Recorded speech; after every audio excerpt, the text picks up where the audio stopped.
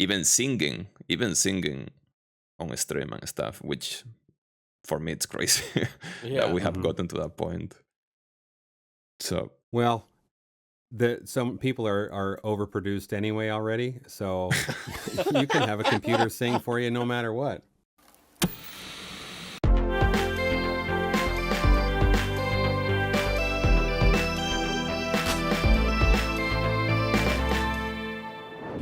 Hello, everybody. Well, God damn it! I'm so used to saying my stupid intro on YouTube You almost every time. It's like broke it immediately. Oh my gosh. This is 2 episodes in a row. Okay, welcome to Skip the Dialogue, the podcast where I talk too much. With me today is my co-host, who you all know, and then also Mr. Guybrush. Mr. Guybrush, thank you so much for joining us. Would you like to introduce yourself to anyone who doesn't know who you are? sure, thank you for having me. I'm Mr. Guybrush. I've been streaming for the past 4 years on Twitch. I've been playing a lot of variety games. I don't have any main game. Before streaming, I used to play MMOs, especially World of Warcraft, and yeah, I'm just chilling. I'm not very specialized on any game, but I play all. And nice to meet you all. Thank you so much for joining us. It's really it's an honor to have you here.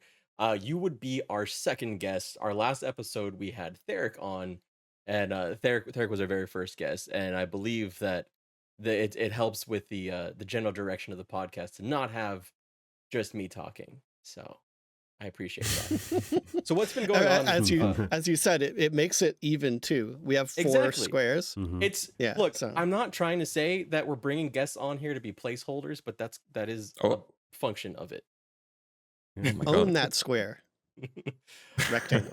So what I want to start out with, just before we jump into the topic, which the topic today is going to be AI in video games. But before we jump into that, what have y'all been up to? What have you been playing? What have you been watching, enjoying? Whoever wants to start first, go for it. Me, I'll do it. Okay. Oh, me too. We did. I knew that was going to happen too. I've been going crazy on Cyberpunk. Yeah. Oh, okay. yeah. On 2.0? Absolutely. Yeah, 2.0 and Phantom Liberty. It's just so good right now. Really? Like, Okay. yeah. Wow. Man. That like if you've not seen me around for a week or so, like that's actually why, like, all of my spare time is going into that, because it would be my game of the year if it wasn't for all the other great games this year. So Wow. Like, I would fight you on game of the year if I'll fight anyone on game of the year, because there's only one game of the year, which but I you have don't to believe roll. y'all have played yet. You have to roll for initiative Guybrush before you has. can fight. So I'm still playing it. Exactly. They haven't played it yet. Oh my God. that's please. why I said that, because I know that, like, my game of the year is still going to be Baldur's Gate 3 if I don't, but I might not play it this year. Like, it just, So it could be your game of the year in 2024, is what you're saying. might be. I don't think mine, but because of another game that's coming out. But I've been doing Starfield. Sort of took a break.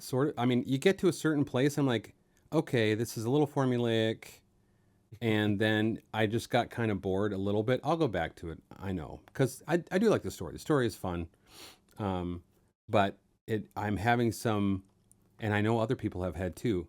I like the Skyrim, Fallout 4 style of just going and exploring and finding things. It's a lot less like that. It's a lot more, I want to go somewhere, so I need to go in my ship and look around at planets. I can't just fly easily unless I want to spend 7 hours or whatever to get to wherever. Like 7 real hours. Wait, how long was it that the person who flew to Pluto? Was it I think that was 7 I hours. saw that, Was it 7 hours? Yeah. I thought it was like almost a full day. Yeah, I don't know where she started, but yeah, she went for a 7-hour stream and she finally made it. I'm like, oh my God, what a boring stream. And what happened when she reached there? Flew right through. It was, Oh my there was God. nothing there. But, Yeah, because you have to menu jump to it, like, in the end. So, yeah, which, they're going for another way of play. I get that. They're not trying to replicate, which I think is actually admirable, that they're not Like, we're just going to make Skyrim in space, even though he said that. Yeah. Howard said that. I'm glad that they're doing something different. And so I'm really just trying to enjoy the story. And it is fun. It's a little annoying, the crafting right now, because you can't make stuff early. I actually really loved Fallout 4 because I could just go get a bunch of crap and then I could start making things. But you have to research stuff. It's hard to research anything that you want to make that's worth anything. So it just takes time. So you have to really delve time in it. Anyway, been doing that, but being bored, I was like, I'm in a Final Fantasy VII mood. I'm going to go look on PlayStation Store and see if they have it for cheap, because they do sometimes. And they did. It was $8. So I went and got it, and then I've been, I'm through. I'm at the execution right now. So, or I just finished the execution and got the high wind. So, so I've just been doing that actually.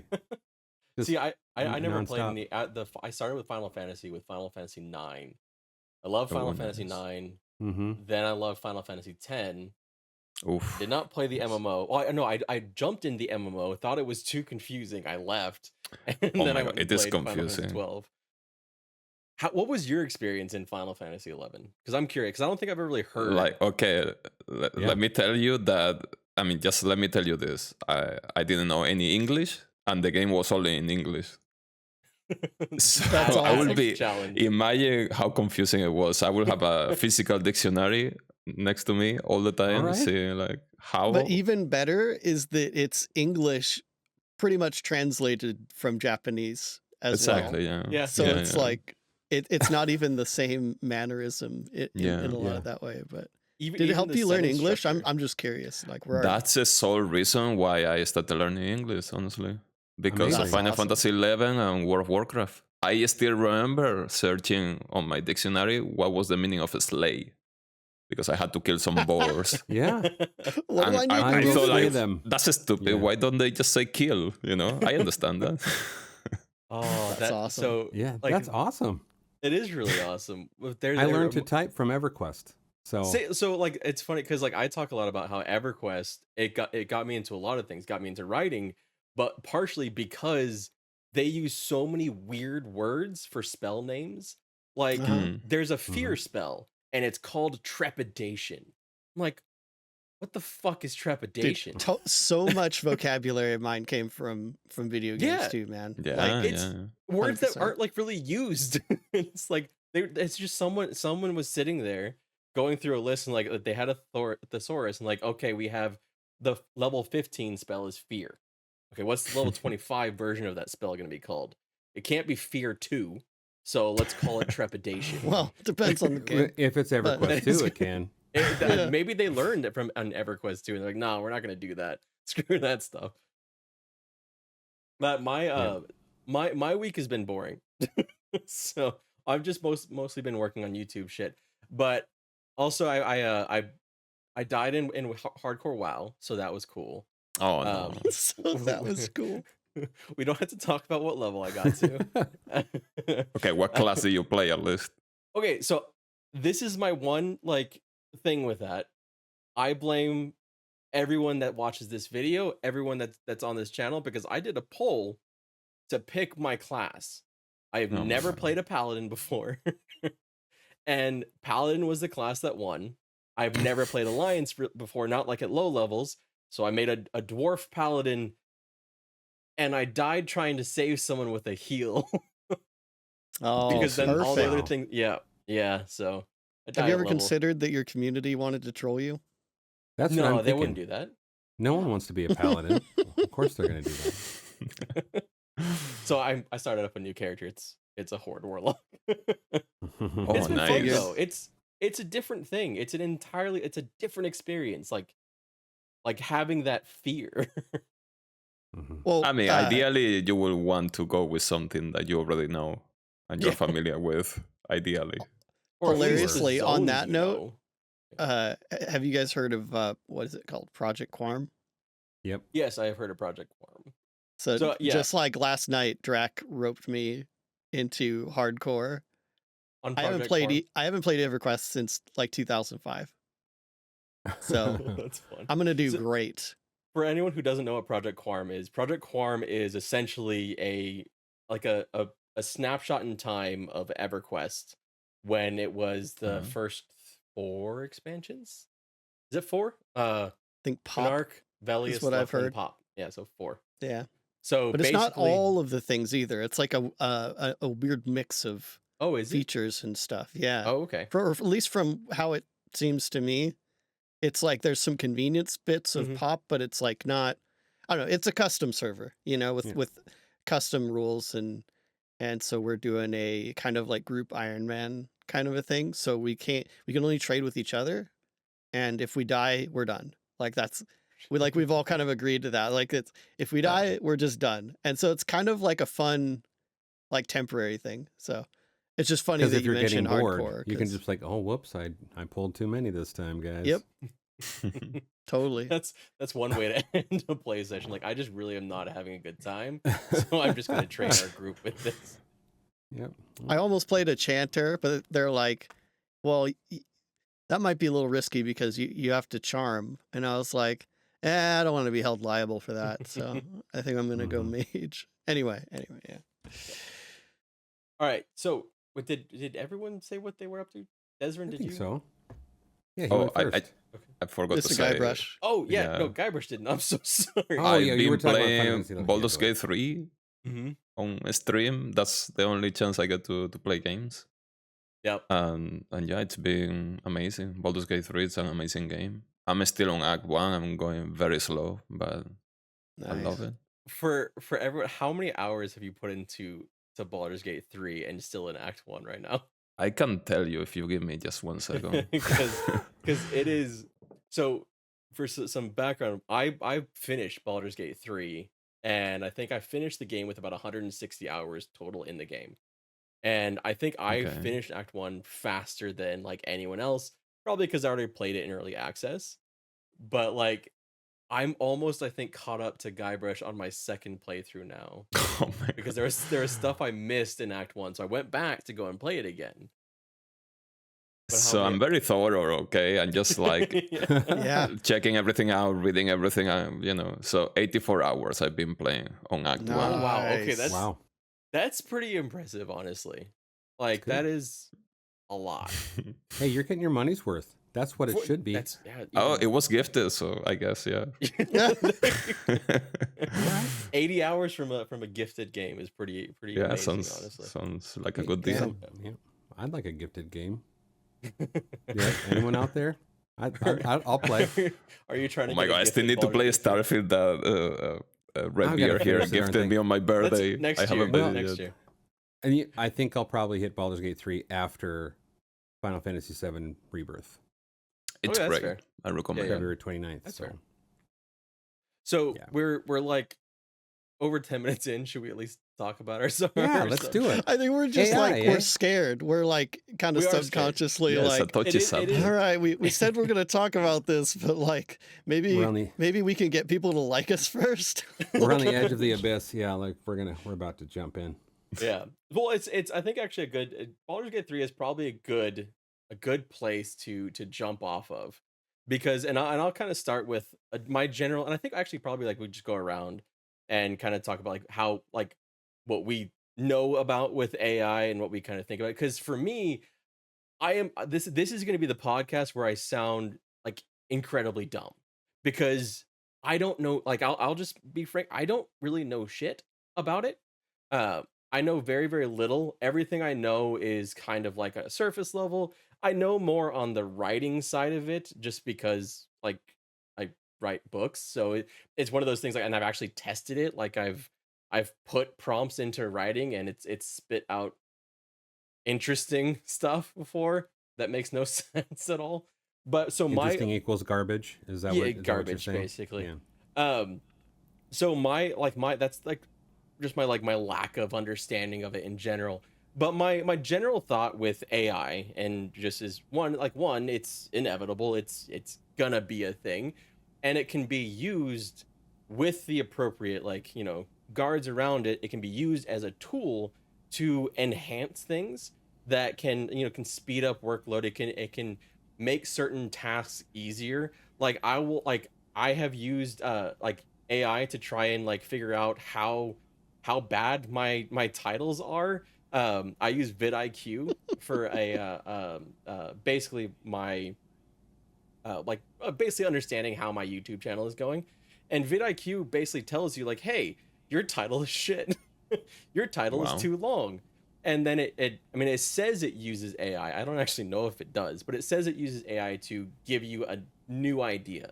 Like, rearrange the words, put them this way because this has more clarity, which to me makes it feel not too much different from stuff like Grammarly or Pro Writing Aid, so that's my complete and utter lack of understanding of AI. And I'm going to toss it to Guybrush.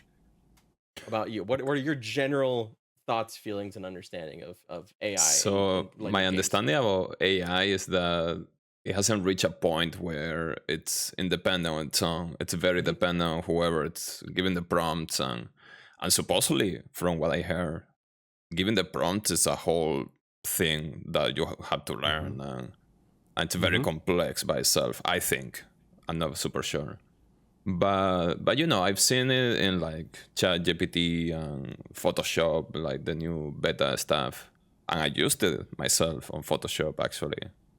And like you said, I think it's fine as long as it's used as a tool. The moment that you let it be by itself, it will have a lot of flaws, from my understanding. And as far as being used in video games, I always see mods, people modding like Skyrim or like different games like World of Warcraft. They made this AI mod for voicing the quest lines, for example, right? Like in classic WoW, all the quest lines are not voiced at all. So somebody did that. Somebody took the narrator's voice and put it in there with different voices, depending if it's a woman or a kid or whoever you're talking to, right? So I found that interesting, But yeah, that's as far as I've seen. I haven't seen anything where AI is just doing things by itself. It's always like control for now. So. Desryn, do you want to go next? Oh man, it's funny. You just immediately brought up like that example because that's already like fire going through my veins. Like, oh, I get it. Yeah. Just because like the backstory of that is, all of those voices came from someone, an actual person that wasn't reimbursed for any of that, and that is kind of one essential issue currently with AI is the sourcing of things. But anyway, no, well, I want to, because I do think it's important to just breach that before we go any further. So there are ethical concerns, and that's kind of what I was talking about with the guardrails on it, right? And it's interesting because you go from like TTS, text to speech, which is like the robotic thing that like is very difficult to understand, that I've actually used for years to try and show me when my writing is bad, because it takes you out of it so much that you can. But then you have like AI TTS that's using different words and things like language and stuff like that. And then like, so I think that's where it gets into like it's currently in this area that is it's a brand new technology, so the guardrails Right. aren't there, which does allow for potential exploitation. So I think that it's important to separate the current state from the potential good uses, so that we can talk about it in a way that's like, okay, well, there's bad stuff that is happening, but there's also potentially good ways to use it, ethical ways to use it as well. well, on the original like question though, Yeah. So like my experience with AI and kind of related things would be like, I've been following kind of the scene for quite a while. At least since like ChatGPT 3. There was something else called something else before that, and I Okay. can't for the life of me remember. This is why it hurts me to not have notes read. Like, I'm so sorry. because I can't remember what I remember. But so I've used ChatGPT just as like testing kind of things, and I've used a bit of like Midjourney. And I also have a buddy that's used a lot of the graphical tools quite a bit, and so we've kind of like bounced off each other. But I'm also like pretty entrenched in like the indie developer space uh and even the voice acting space a little bit. Not professionally, of course, but like it's just through other means, be it like anime or like Critical Role, or it's like a very small group of voice actors, which is why that makes my like ears perk up so much, is because like it's a group of people that's already like kind of been through the ringer in the industry already. And so like anyway, but so I have like a minor bit of experience like with the technology and how it is currently being applied. So yeah, that's me. Man of Rohan.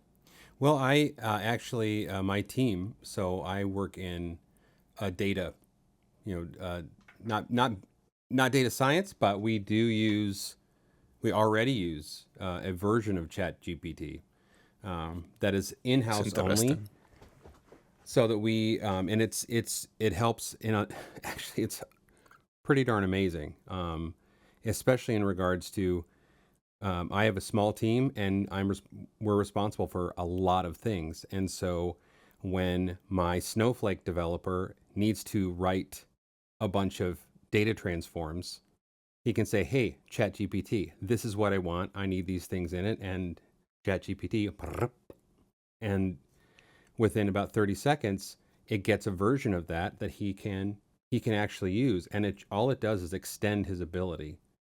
Because he still has to know what's right before hitting the apply this, right? Right. So, and I mean, that is certainly, Mr. Guybrush said that, and I totally agree, is that right now, people are being, what's a better word than groomed now? You can't use groomed anymore, but they're being helped into into the industry of, we want people who know how to do prompts. There are new categories of classes. There are new whole probably degrees that you can get in order to be a prompter, open AI, ChatGPT, Midjourney, all those kind of prompters. And that's pretty cool, actually, for a lot of reasons. But I think there is a lot of scary there as well, because of the implications of, I completely agree with you on I want people to be able to be artistic and get credit for it, and be able to make it a living, because we still live in a world where money is needed, and Indeed. Right. And people who are, I should say, businesses and others, are easily going to find a way to not pay as much money for things. That's just the way it is. Yeah. So, and then there's a scary side too that we can talk about later. But yeah, go ahead. Yeah. I was just gonna say, like, that's where I kind of like, I get to like, because I think about, like, from the side, like, I'm like, me being replaced by AI in like pretty much everything I'm trying to do, whether it's creating content on YouTube or writing books or whatever. So that's like the scary part, and it's like unable to not be scared of that part. But then I also think of like how it's used as a tool, and how I can, like, in my very, like, again, just repeating, very very basic understanding, because I really don't understand AI, and I don't understand this next topic I'm going to talk about, which is procedural generation, right? So when you think about games, heck yeah. like, so procedural generation in games, and maybe Des, you can kind of explain it a little bit more, because I would like to know. But I kind of think of it as like a tool in some ways related to that, which perhaps could allow like a smaller indie game team to do more. So like a smaller team, I'll be able to like kind of like take some of the smaller time consuming tasks, repetitive tasks, and find ways to not have to do those tasks as well, or like more like editing of it, instead, like you're talking about with the code, like editing of it versus figuring out the way to input it instead of having to do it individually. And so I'm thinking of more like the smaller teams able to do stuff like that, even something as simple, and I'm going to use Stardew Valley, even though obviously Stardew Valley is not using AI in any way as far as I know, but Stardew Valley is an example, right? They have all this, like, it was made by a single developer, at least to start with, and they did so much work on that game. And it's actually made me think, because I was researching Palia a lot, and a lot of the Palia, a lot of the like negatives about Palia people have been saying is it feels incomplete, like there's not enough content with it, like there just needs to be more. And it's like sort of thing, like, oh, say in one hand you had this one developer who was able to put out all this content in a game, a very similar style of game, and then Palia is kind of struggling with the idea of content generation. And there's definitely like a soulless part that I've seen in any kind of AI generated content that I've seen. It For it to be in any way good so far, from what I've seen, it needs someone there fixing it, because like even in my brief experiments with it, it just kind of it gets nonsensical. But it helps that it's like having the clay and then molding the clay, so that, and I don't know, maybe I'm losing my metaphor here. Someone save me from myself. Well, do you think it's going to stay that way? No, where you have to keep prompting. This is the worst. I don't. This is the worst it's going to be. We will be, pretty soon. Our AI overlords will be taking over, and I do not look forward to that. I day. mean, I already saw a streamer doing that. Like an AI completely took over his stream. Complete like AI streams. I can't remember the name now, but it's an also streamer, and he started the project with just a bot that we click on. I don't know if you know that this game also, it's a musical game where you have to tap on things as the music goes.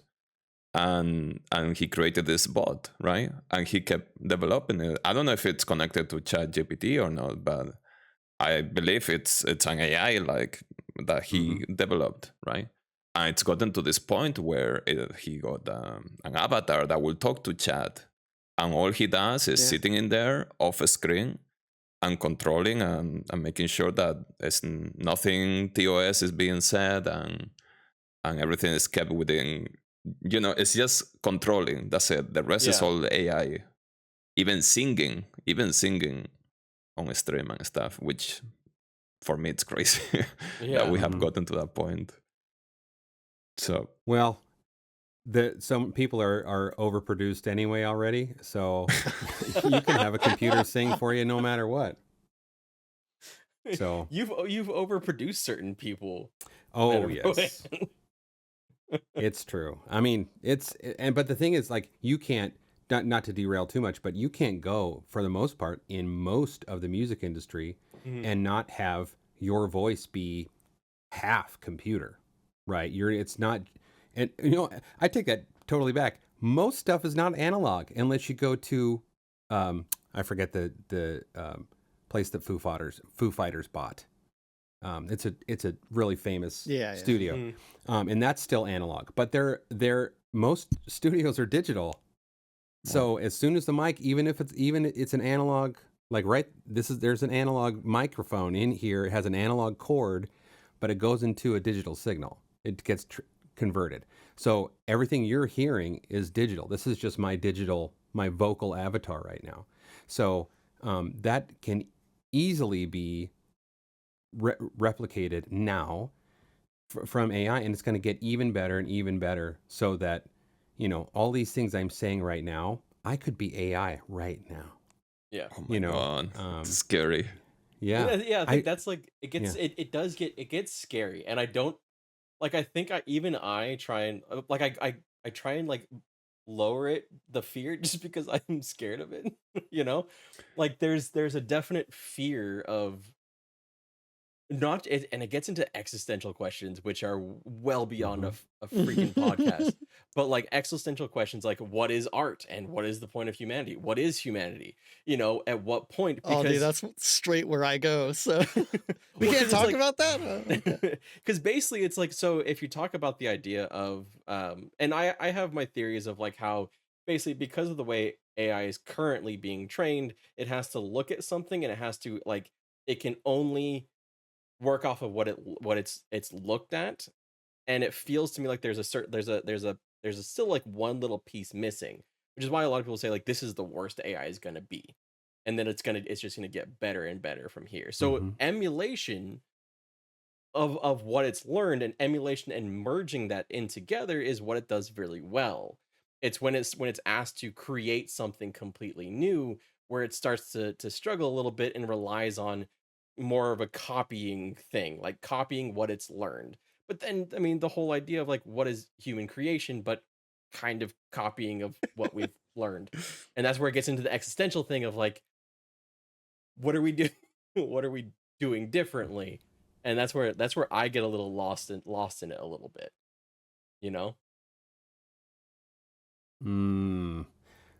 I see a lot of I'm about to say something looks coming from you. So I'm just like, I want you guys to get your stuff out, because it's like we've already touched on so many things that I'm like, it's unavoidable, like you said, with the existential stuff. So like, Yeah. to bring it back, because we are technically a video game related podcast. Right. I was about to do that. So bring it back to 2 points. One would be the business side, which we've talked about, right? Making things way, way, way easier. You brought up procedural Yes. generation. So procedural generation it's pretty much just basic math over and over and over and over again. Okay. So it follows a set of rules that are set by whoever's inputting those values. And the fun thing is, a lot of natural processes are very mathematical. And that is why one of the key applications of procedural generation is terrain. And this is something that procedural generation does really well, because a lot of natural processes are kind of an algorithm, basically. And so if you've noticed the last, I don't know, at least 10 years, terrain in video games has been extremely realistic. And that's because it's not like people are hand placing trees anymore, for the most part. But because people aren't hand placing trees, it's become in a way more natural, right? Like, environments look more realistic, because in a way an algorithm can do a better job than a human to make an environment, if the only objective is to make it a believable, realistic environment. Because we actually don't do randomness super well. And we're terrible at randomness. But still, procedural generation, again, it's an algorithm created by a person. It follows a certain set of rules that have to have a direct input. And a lot of the process for messing with these tools is, what happens when I change this value? And it outputs, it looks a different way. And you're like, okay, I think I want a little bit more of that. That's kind of the general gist, is it regenerates. And an easy, reference is like Minecraft, whenever they change the that process, you have to make a new world, right? Because all of that math is different, or part of that math is different. Compared to AI, though, where I see, because I don't have notes, didn't get to think about this ahead of time. I'm like trying to think of a good analogy. It's not just straightforward math. Like, you can't follow this string of decisions. Like, it's not like, PEMDAS or whatever. Like, you can't just like follow this math from start to finish anymore. And I think that is one of the big disconnects, is things aren't a direct outcome of the input anymore. And not only that, but the understanding, it's not, there's no for sure, if I input this, output is going to be this. There's always some obscurity there. And there might be, just like procedural generation was a huge increase in efficiency, like having a human place every shrub and piece, tile of grass and all of this on these environments takes a lot of freaking time. And as environments get more detailed, video games get more detailed, it's pretty much unfeasible to have everything in an environment be hand placed and keep the visual standard that is, like high AAA games, right? And sorry, I promise I'm getting to something. No. I'm already learning a lot, so I actually appreciate Yeah, this. same. Yeah, because I don't know this stuff, so it's helpful. That's why I'm glad you're here, Des. I know it. I just tuned out. I'm sorry. So keep going. This is why I don't lecture. But so you've got that procedural, like, kind of guaranteed output from an input, right?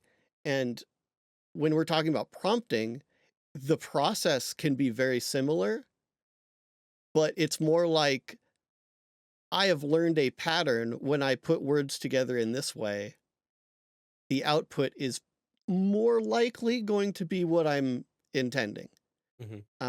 As far as like the workflow there. Now, where this gets a little weird is, while procedural generation was a big boost in productivity, that productivity got immediately translated to like realism, or I would loosely say quality. Like, I know that probably has other inferences, but like in a way it went like productivity and quality, like they're both going up at the same time because of procedural generation being applied to video games.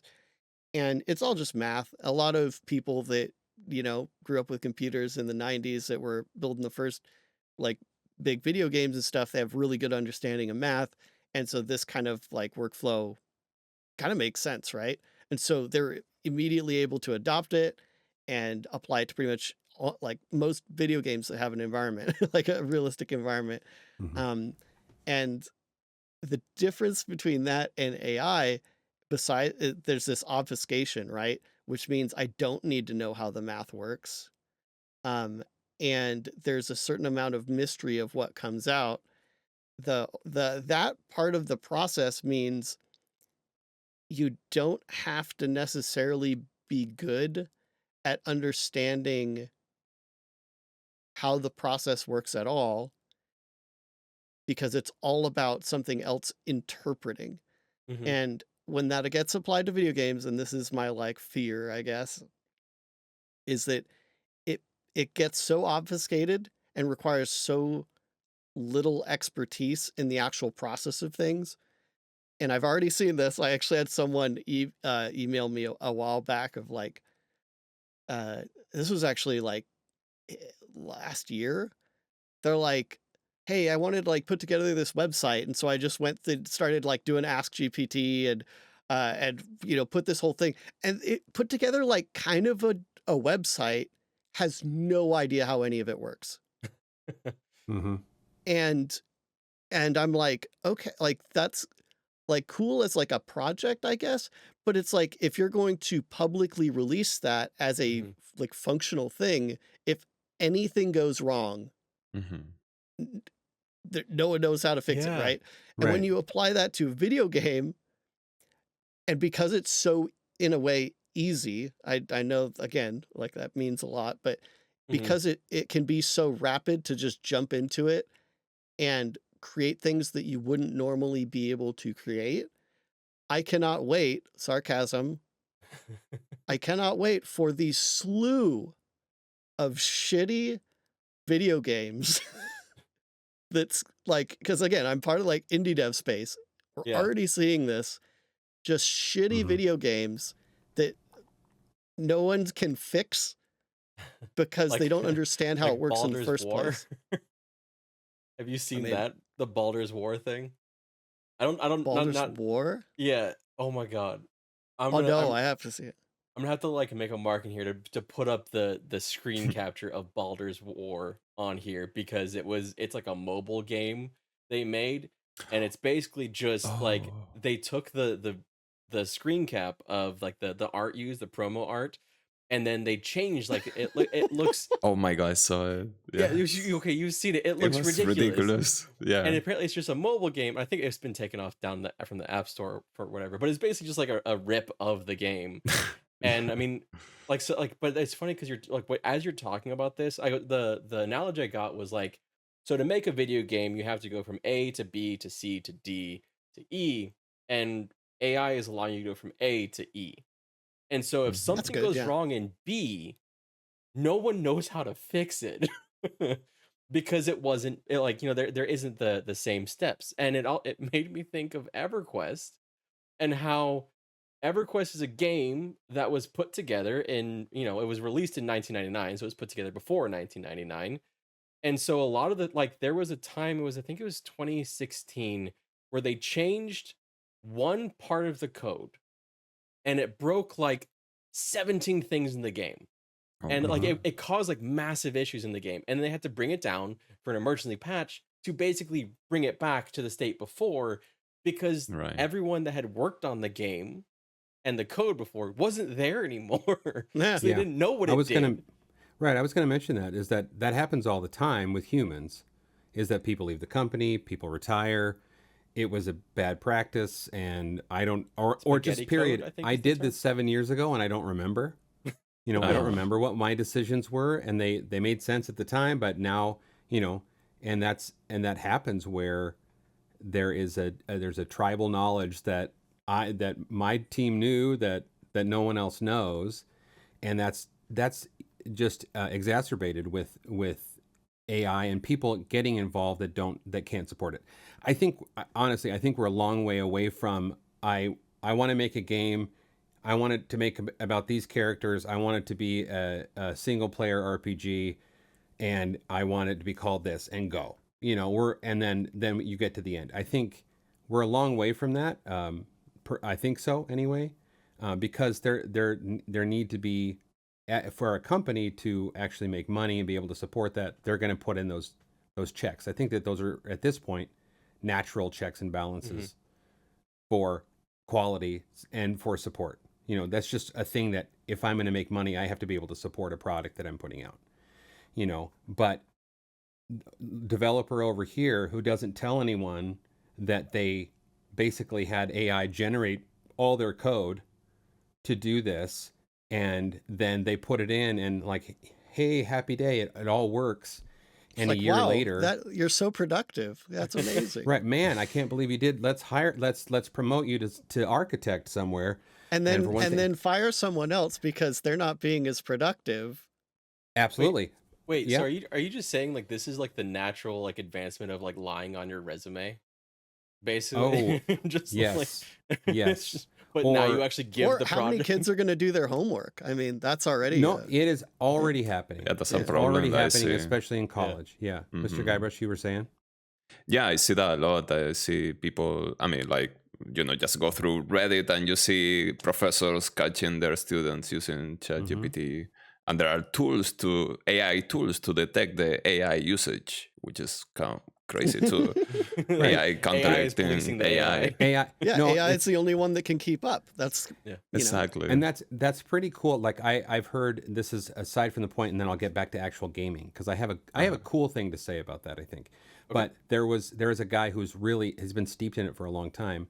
He's trained an AI to say you are actually this other AI. And this other AI thinks these kinds of things and does these kinds of things. And I want you as an AI to act like that AI and then do other. And so it's like, this Inception, it's an AI Inception. And I think you're breaking my brain. It's blowing my mind, right? It's just, it's one of those. But, to get to a good thing that I think maybe not good, I don't know. But what have I don't know if you guys have, but what have I always wanted, and what drew me to things like the Storybricks thing in EverQuest Next, and what drew me to the idea of certain games talking about, talking about, I can't think of the word right now. My brain is broken, I guess. Dispositions within mobs in Pantheon, and those kinds of ideas. Is I want the mobs to have a cool reaction to me, and AI helps all of that. You know, the idea of AI, at least. You know, there's a lot to that.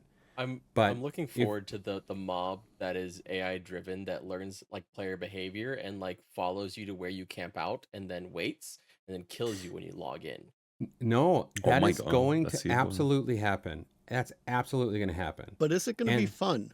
No, No, that's for the everyone thing. else watching, and for the people that watch the clip of that because it'll be hilarious.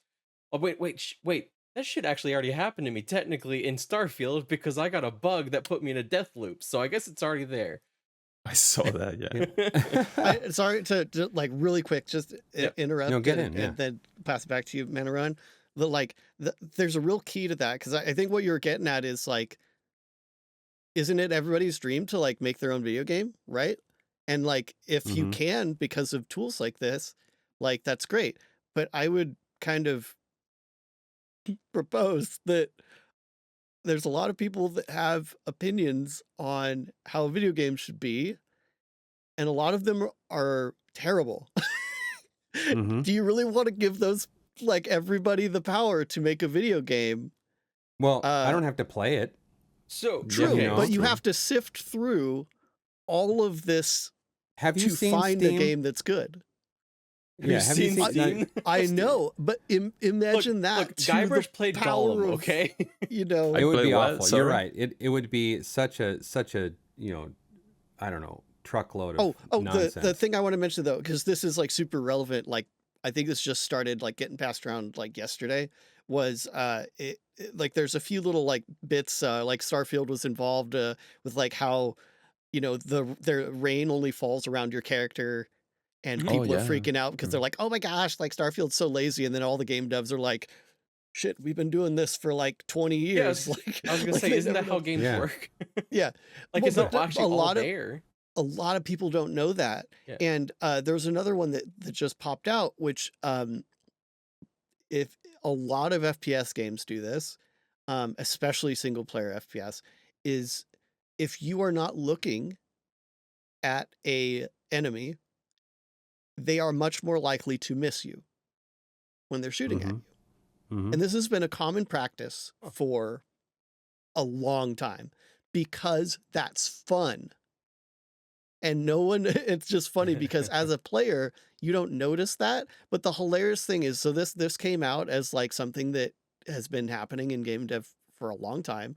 And all of the like players that think they know how a video game's supposed to be are outraged, and they're like, this is so cheesy, like, you know, they should change it to just be, you know, regardless. And it's just not fun. And that's Whoever is saying that needs to play a little bit of Valorant, and then because then like the amount of times you just die in that game with not seeing who killed you, like that's all they need to do.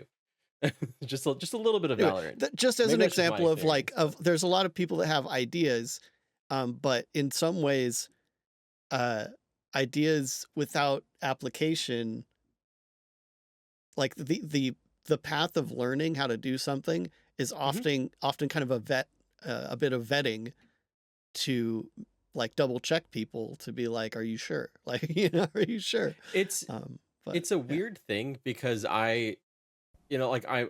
being self-published as an author means I went against the usual gatekeeping process of publishers that say this is good, this is not good. And so basically I just put my stuff out there for people to decide if it was good or not good. And I tried to, have my own quality checks in that, right? Like having an editor and stuff like that.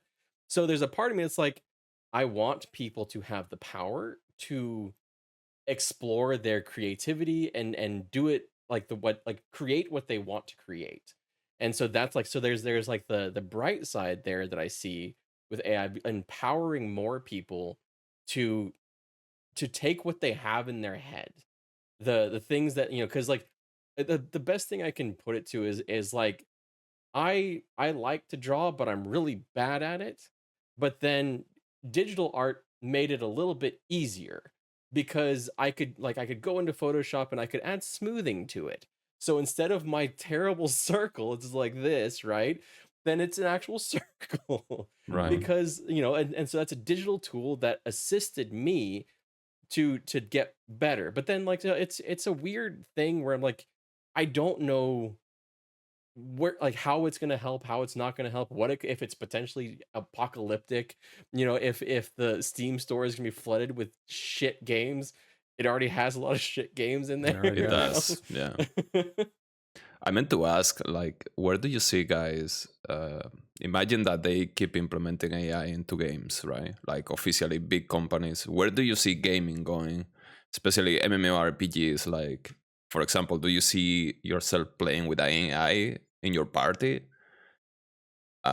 Stuff like that, like, or like a boss that is never the same. Imagine this: like you go Yeah. raid with your party, your guild, and there is a boss that is always changing mechanics, health, whatever, appearance, even like stuff like that. Do you see it in games, or do you think it's like too far?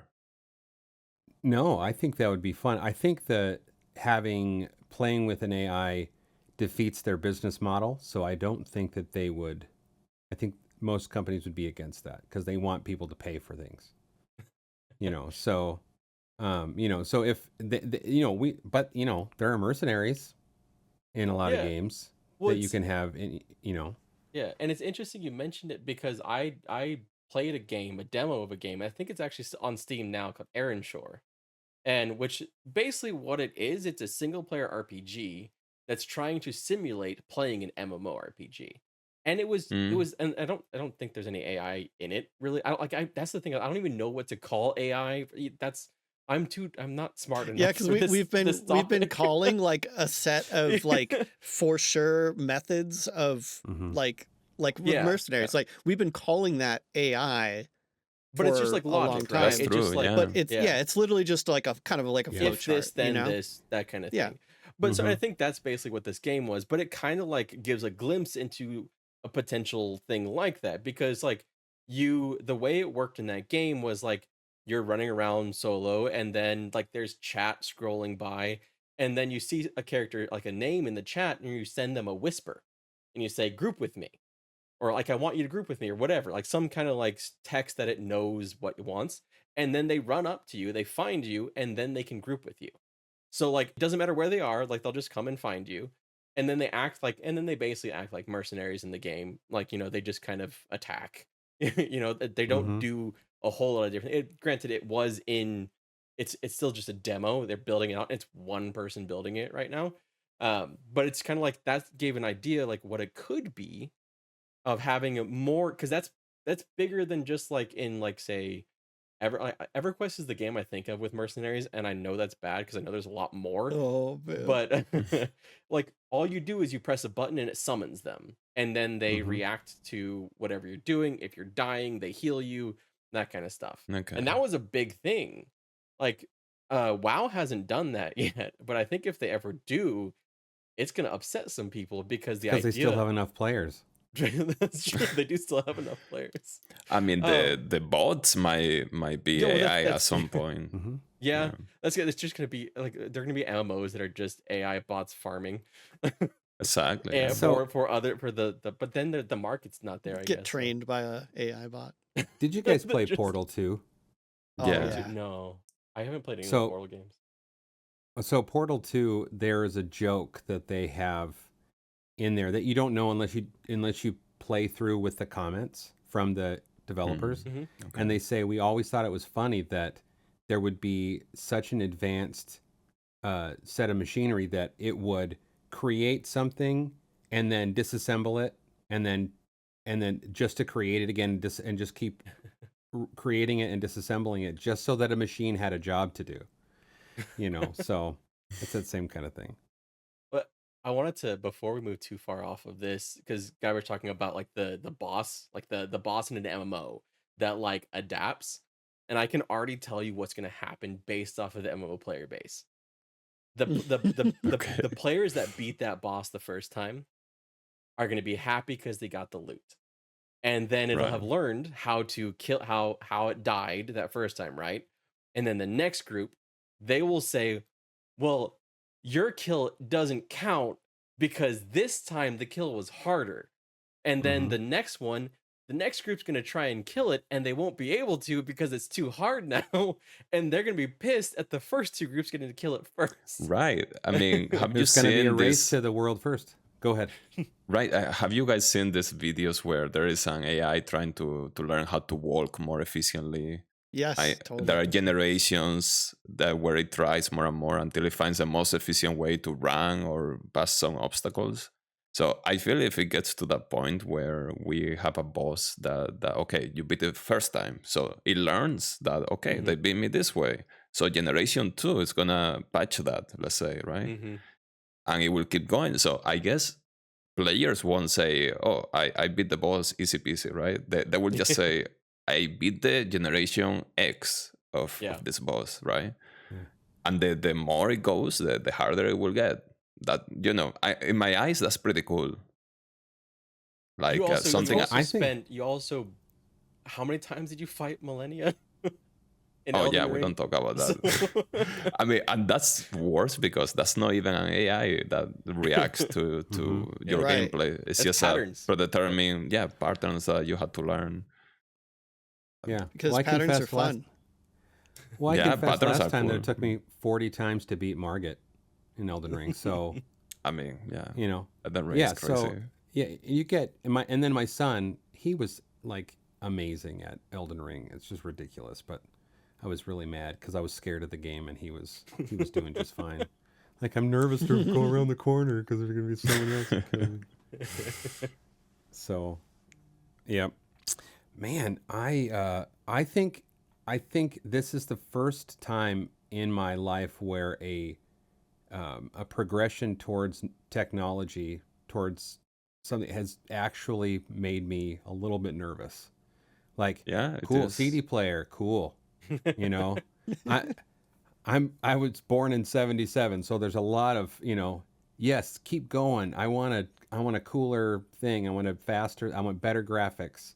I had an Atari, and then I had, then I had a Sega Master System, and then you get the Genesis, and then, everything keeps going.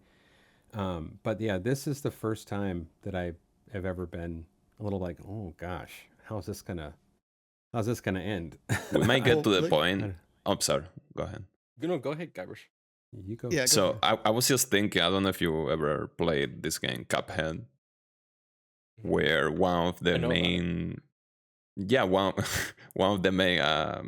attraction points of this game is that it's hand drawn, right? All the animations are like old style Mickey Mouse 50s or whatever.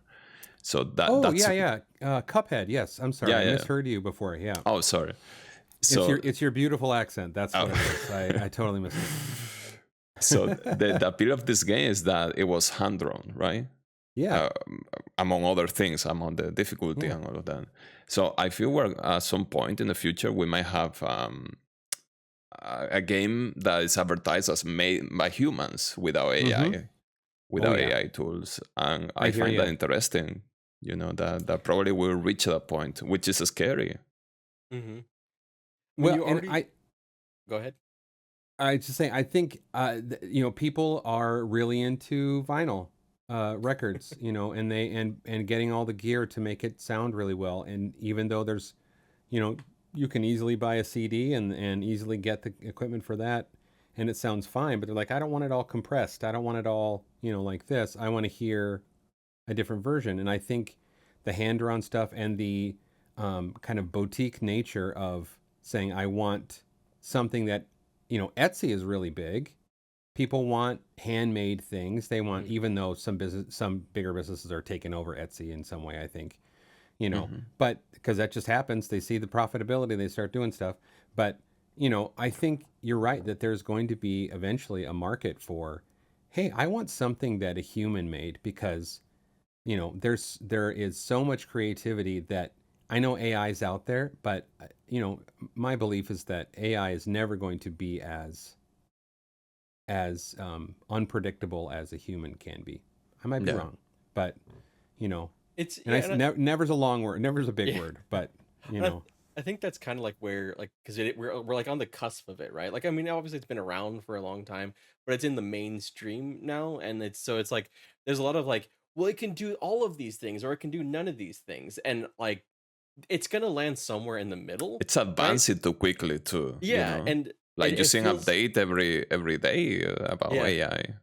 and it's advancing Mm-hmm. quicker in certain areas than others, like the art area, like the visual art area, and the emulation of voice area. Like it advanced really fast, but like Mhm.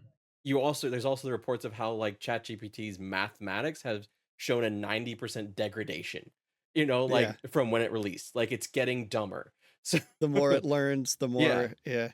yeah. But that's gonna change though. Yeah, But and Yeah. so like there's yeah. certain things that are just like taking off, and then there's other things that are like it's taking off and then going like it's up and down. And I think we'll figure, like I like the optimist in me is like it's all gonna work out, like it'll be fine. I'm not I gonna be think that replaced. the thing about that hurts the most to me is that the first thing that, like, at least from my perspective, like the first thing that AI went for, and when I say AI, I mean Mhm. people using AI, Yeah, yeah, Mm-hmm. yeah, went for like all of the creative out, like all of the artistic outlets, all yeah, of the like places that are already so hard to like make a living. That's like Well, went straight for that. Went straight for visual art, straight for audio, like, voice actors like notoriously underpaid, and like all of that seems to be like where it went immediately. And I'm well, like, man, I think you hit on it though, because I don't know anyone who doesn't want to be creative in some way. And if this allows me to, without going through all of the training, allow something else to be creative for me, I can see how easily that, I don't think necessarily that people are being malicious and wanting to Mhm. necessarily, to say, I want to well, make this and I want to put people out of work. I don't think most people are thinking that. There are not some most people that people, certainly yeah. are, but there's a Yeah. lot of things you that know. people do that are detached from the repercussions, and the So yeah. repercussions are pretty negative. Like, I Mhm. mean, that's humanity as a whole, right? Like, so, but I do appreciate that you said using this to be creative for me, or what did you say? You like to Yeah, create without this having to for go me, through the work. Yeah. because I think that's at least Yeah. the right perspective. The and I'm sure there are people, maybe even people that are going to listen to this podcast that are going to get really upset because, like, I I see a lot of people that believe themselves to be creative when the only tool they use is AI. Like, I would Mm-hmm. not say that someone that inputs. I'm sorry, Red. But I'm just gonna say it, No, man, no, no, because this is go what for I it, go think. for it, go Like, for it. I, as someone that has used these tools and is a terrible artist, I have created pretty incredible things to my eyes that if I didn't know it was from AI, I would have been like, oh my gosh. And I would not call myself an artist, not even in the slightest. And I would never say that that's my art either. And what really kills me is that is the trend, is that there are people that are using these tools and making money off of these tools Mm-hmm. that are kind of propose or presenting themselves as artists, or as, whatever the, I guess, the occupation would be that the AI is doing for them. Um, when it's like, you could call yourself a prompter, like Men of Rowan was talking about at the beginning, right? It's like people are looking for prompters, because that is how the input is. But I really just, I don't like the lack of genuine involvement Mm-hmm. that comes I with. and yeah, and Yeah. I can totally see and understand that. I can see it like in like I would there's like I would love to write for a video game. I don't know that this is ever gonna happen for me, but I think it'd be really cool to write dialogue, to write quests. Funnily enough, I think one of the first things I ever did, like interacting with Pantheon, I made a post like, hey, so if is there any like chance that you run like a contest or something to write quests for the game, because I thought that'd be Mm-hmm. really cool. And it's like Mm-hmm. but like part of the reason why I write is because I have these like pictures or images in my head. I can't draw them because I suck at it, right? So it's like I found the other creative way, and so I guess like the big concern I have is people that could be creative not finding their creativity, because I mean I think that everyone has this these like everyone has an imagination. Everyone I don't think there's a single person that doesn't have an imagination. And so that's where like I think of AI as being a potentially good thing or bad thing, because it could stunt someone's growth in becoming more creative if they're looking for shortcuts, finding ways to not engage with the creative process. But I also think it might be a good in like allowing people to bring that imagination forward in ways that we may have not seen before, because those people have been kind of like gate kept out of things, because they don't have the time, they don't have the resources to do it. I think there's just like it's a multifaceted thing, which I'm terrified of and excited at the same time, if that makes sense. Like It does make the sense, yeah. yeah, it's obvious the ways that it can be taken advantage of and exploited, and then Mm-hmm. it's obvious the ways that it could be great. Like it's just one of those things like we don't know. Human history probably says it's gonna be the negative way, I but mean, yeah, it's like, because it's that easy, yeah. it's obvious, like that's the way that it's gonna gravitate. It's like, why Mm-hmm. would you do your homework when you can ask something to do it for you? Why, Look, like, I why use would I you go on that journey of discovering you want, like, you're writing instead of being an artist, when you could just ask something to make a picture for you? Like that, because again, I'm sorry to be like pretty spicy on this, and it's like, you're I spicy on believe all that of them, part Des. of Like that. and I apologize every time, because like Don't I apologize. genuinely like don't, like, I don't want to upset people with this, but Yeah. it is like my firm belief that part of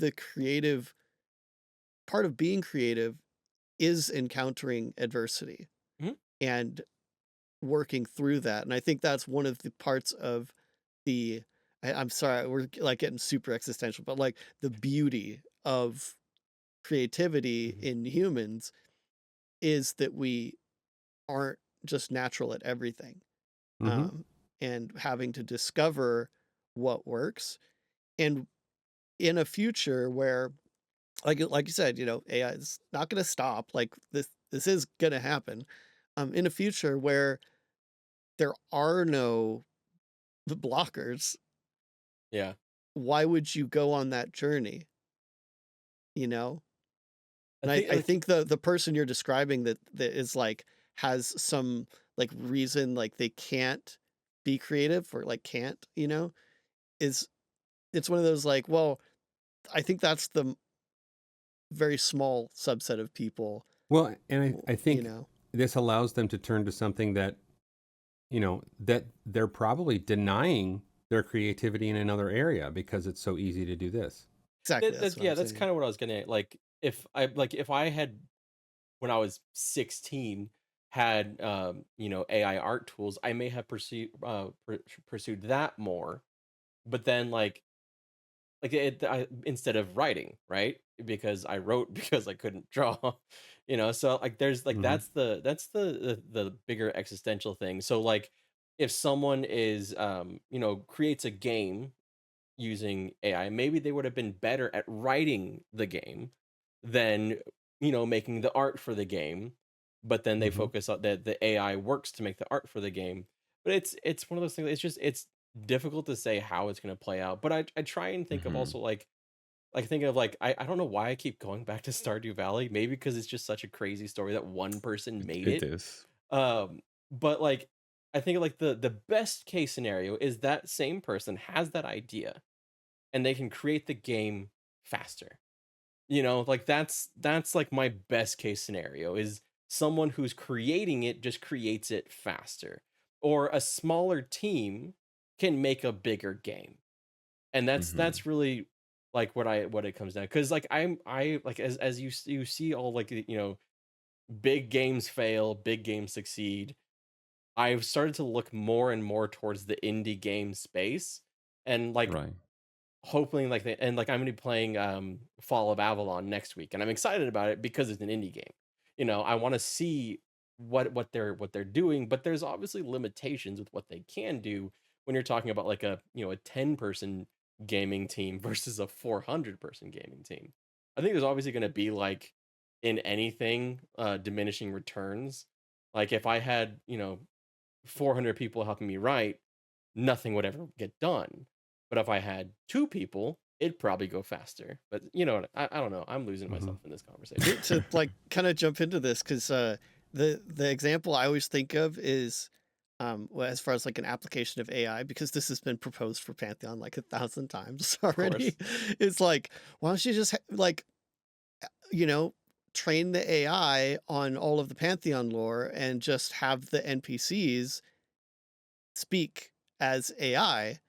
And this this isn't just Pantheon. This has been recommended all throughout the industry already, but it's like the apparent like ideal scenario where there's so much dialogue that is on track, it like matches the world, but in a sense isn't written by anyone in particular. That's like one of those things that I would like to see one game do that, but because that process is made so easy, because only one, maybe one person writes all the backstory, right? And then no other writers need to be hired or involved at all. Boom, dialogue for the whole game. Sounds amazing to try. But part of the, like I said, I'm playing Cyberpunk right now. And one of the craziest things about Cyberpunk is how much content is in the game. And a lot of it comes in little bite-sized packages that I always get to marvel at because I know someone wrote that. Like this was a human's idea that they kind of, because the project's so large, I'm like, did they just kind of like slip that in there? Like some of the what are they called? The little Easter eggs?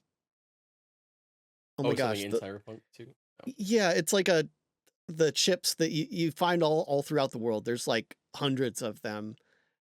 Shards is what they're called. And it's just, it'll be like conversations between different people. It's all this just random little like dialogue stuff that most people probably don't read. But it's all throughout the world. It's like just an absurd amount of little stories that make the NPCs feel alive, because like you go through a mission and then you find a shard that was like a conversation between like two people that you just offed, but it like paints the story of like what happened with them and stuff. It's like, okay, you could make that AI like, and that might be an interesting experience in like one game, but because it's so easy, it's going to be all games pretty much. Well, because and then I don't get to have that experience of like, wow, like someone like put a lot of thought into this, or there's like some underwriting, like current, like this is in Cyberpunk, is there's definitely writers on the team that had certain ideals that they snuck in there, and that's fun. And I would miss that.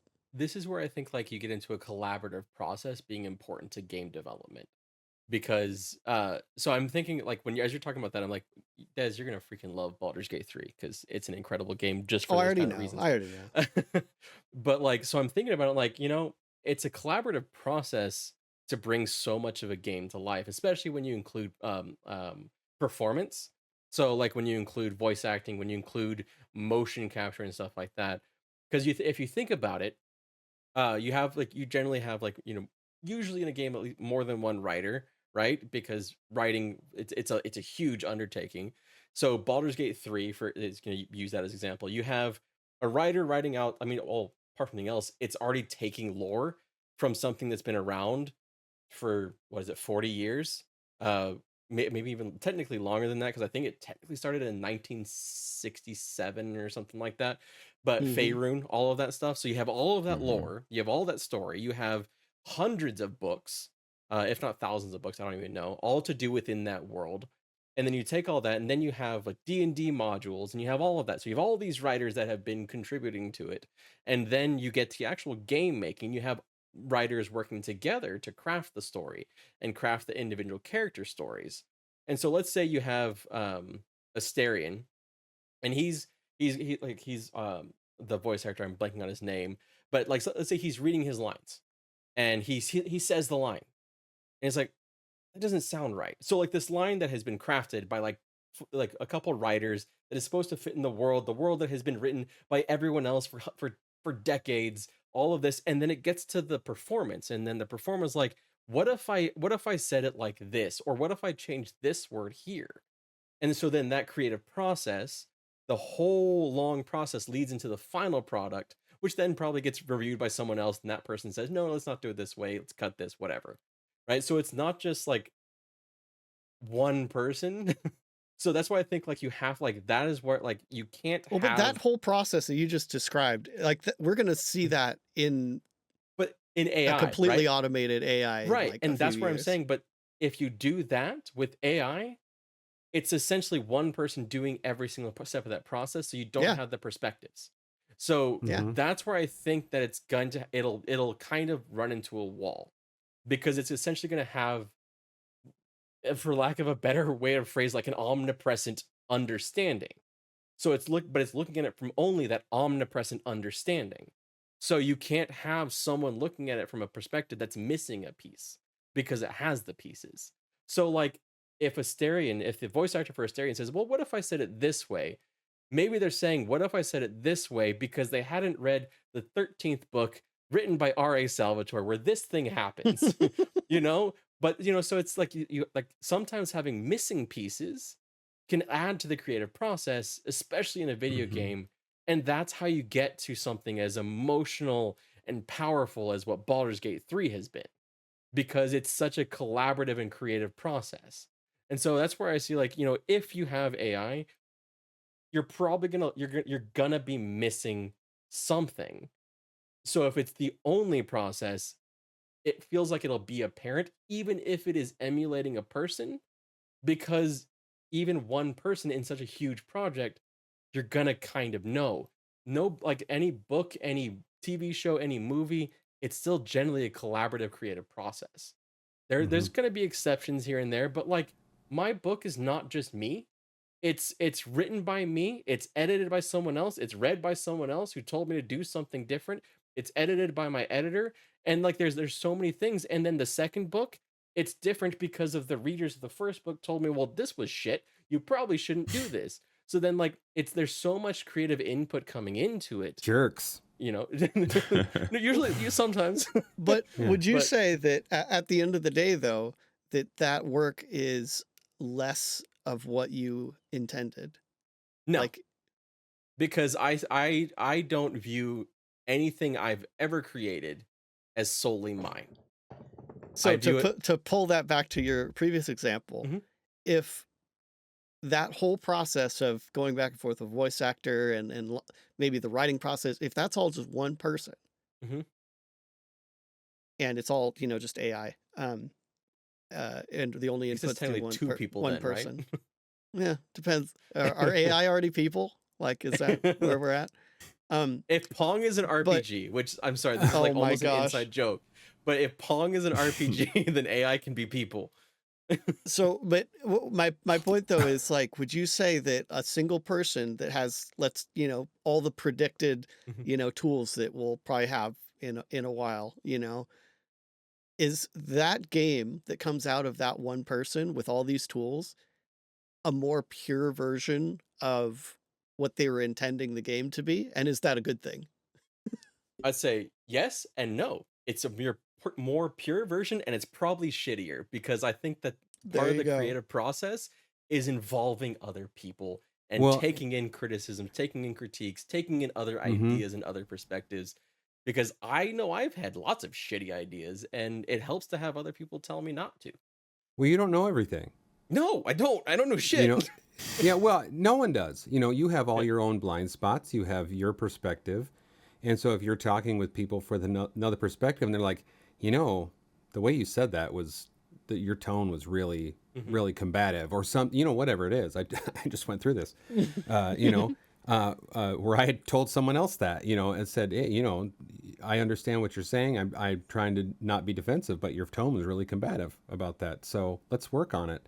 And then so to move that into this kind of an idea, I need that feedback and they need that feedback to be better at being us.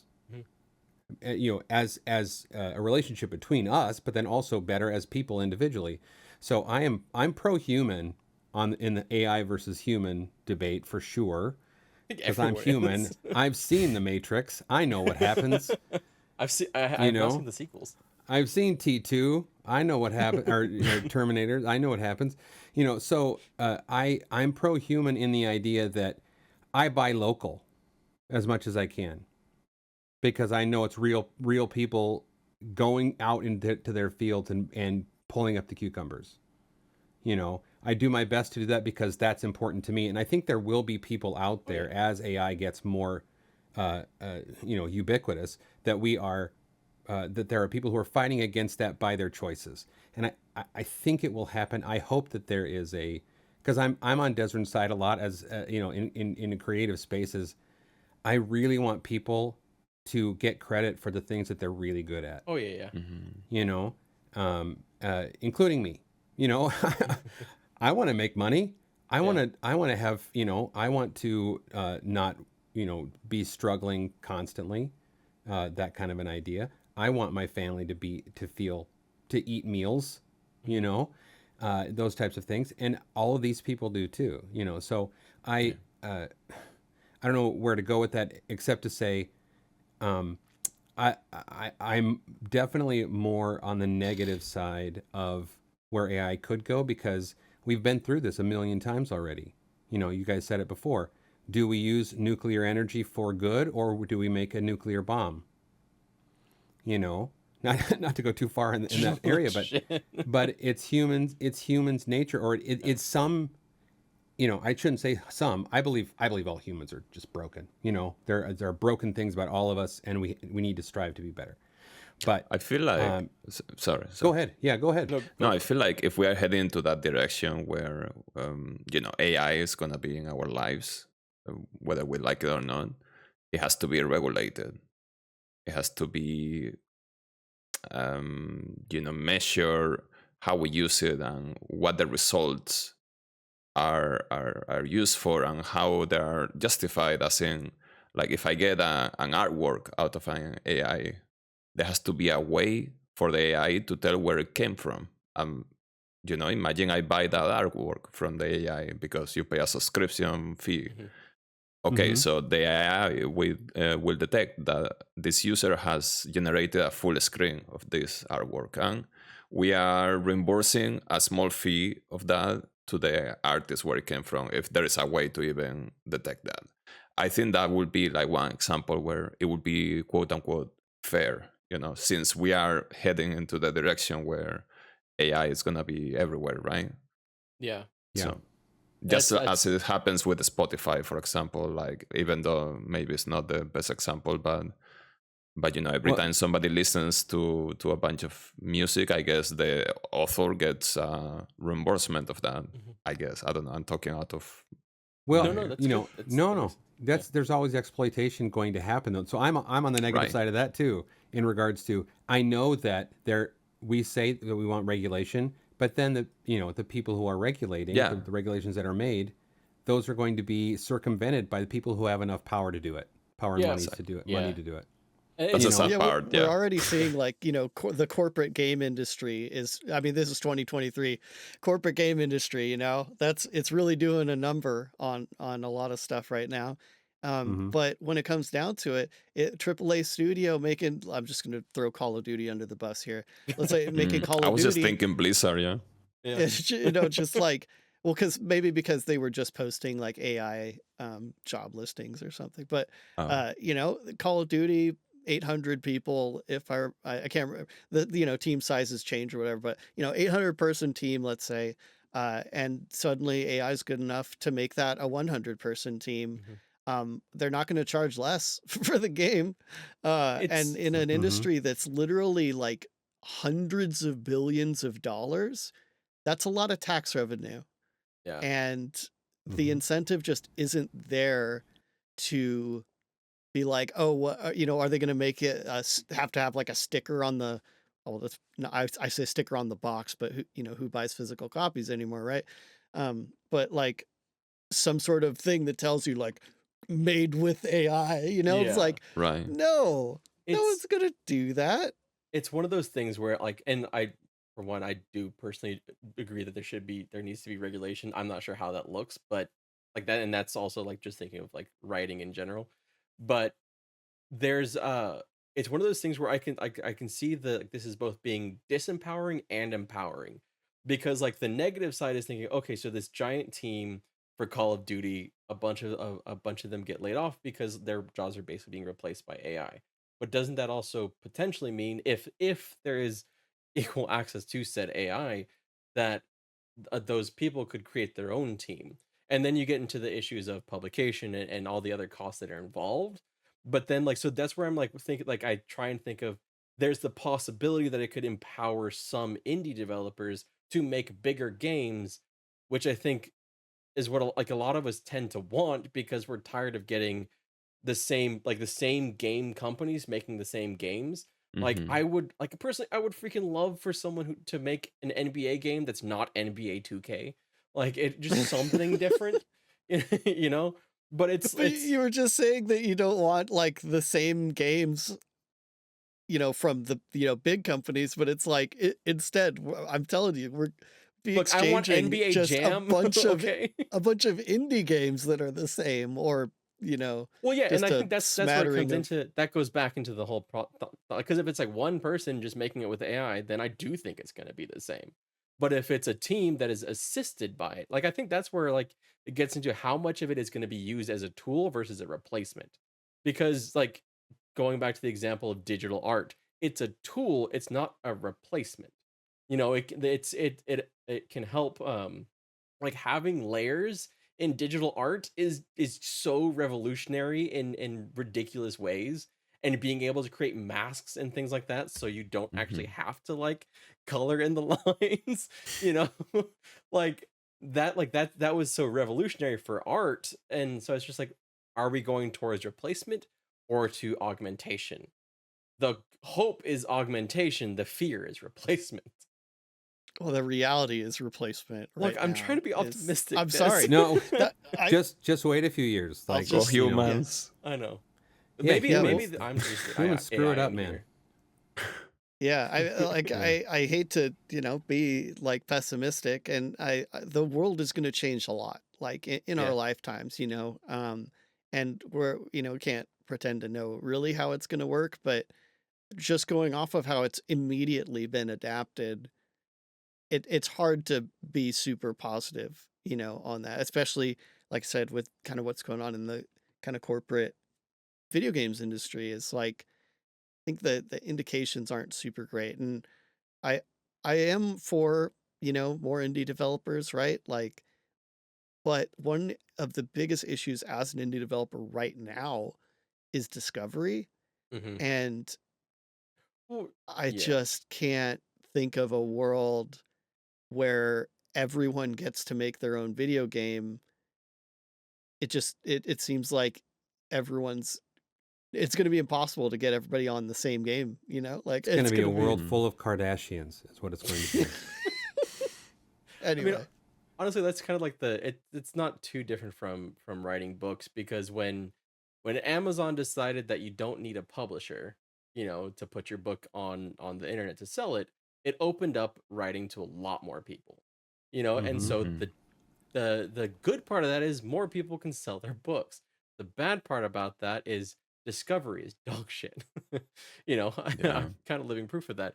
But yeah, so you have to like become a content creator just to like reference people to your material. You're not supposed to tell everybody my secret here.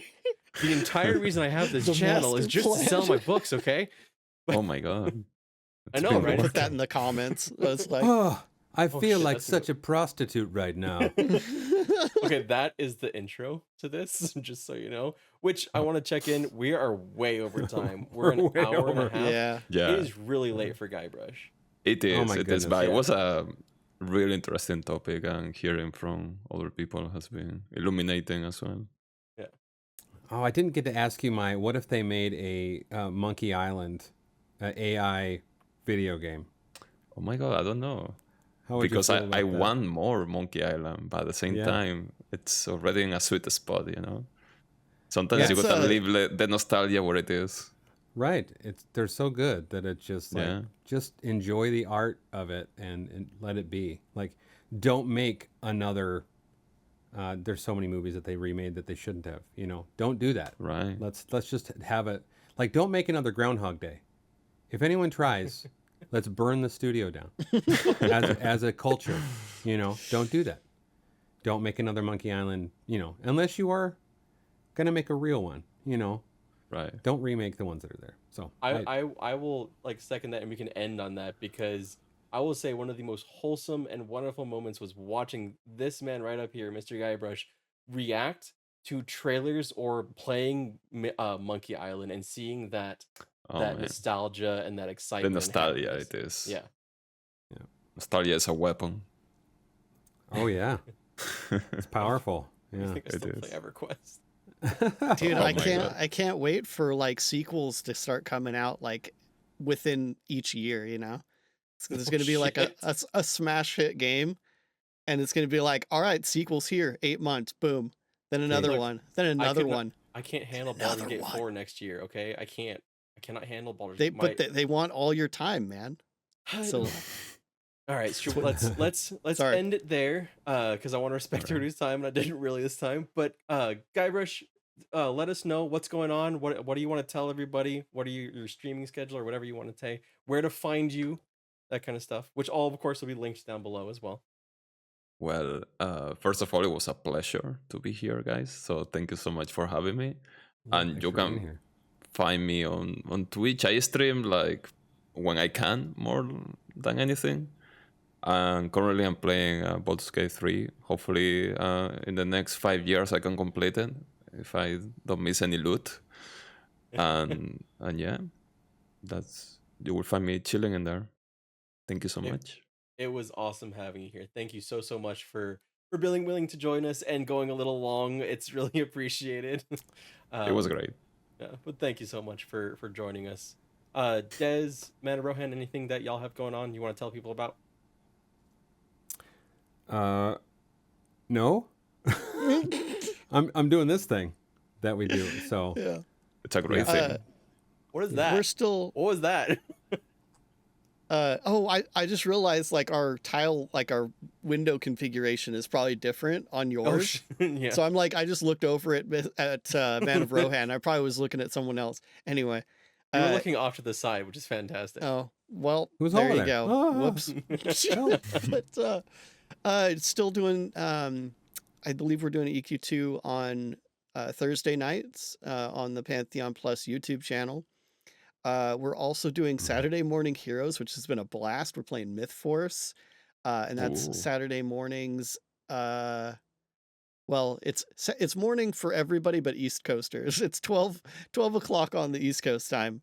But that's been a blast. Myth Force is, like you said, nostalgia's a weapon. Nostalgia, right?